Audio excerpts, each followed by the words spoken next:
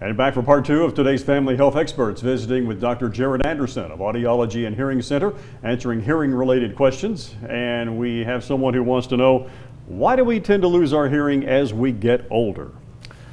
So when we hear sound, it's a very complex process. That sound has to go from the ear canal all the way up to the brain.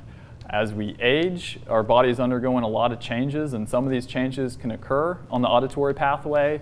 Very commonly, we see in patients who have been aging that the nerve fibers in their ear, the receptive hair cells, they start to degenerate and break down, and that it's no longer able to efficiently transfer that sound up to the brain.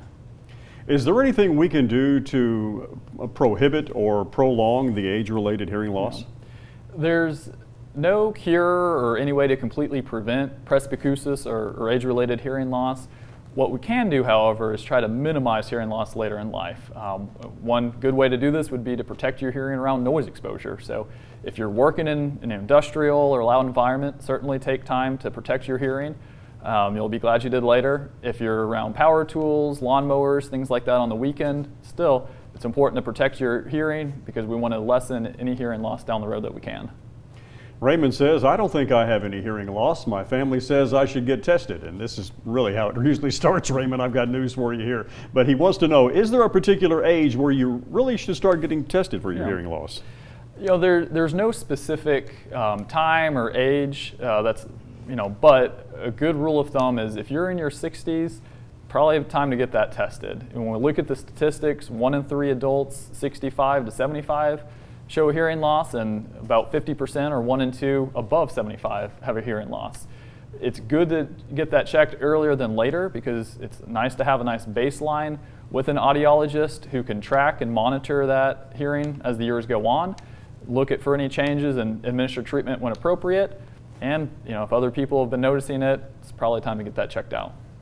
And I think that's the key there, is that if other people will notice it before you do. I can just from the people I've been around and seen, that's the way it usually happens. Here's a question for you. Is hearing loss genetic? It can be. That can certainly impact that. For many people, it's a combination of all things, but genetics can certainly have an impact on that. I have a question from a viewer who says, as a child, I suffered from chronic ear infections. Do I have an increased chance of having hearing loss later in life? And he says, I'm currently in my mid-40s. Okay. If the ear infections as a child, if they went untreated for a long period of time, there's a risk that it could have damaged the eardrum or the middle ear bones, resulted in hearing loss later in life. That may be something that is permanent, or it may be something that medical or surgical intervention can take care of. If the infection was for a short period of time, chances are, that would minimize that risk of long-term effects. He's Dr. Jared Anderson with Audiology and Hearing Center, our guest on this portion of Family Health Experts. If you'd like to review this segment, give us a little bit of time. It'll be online. Just click the Family Health Experts icon at WPSDLocal6.com.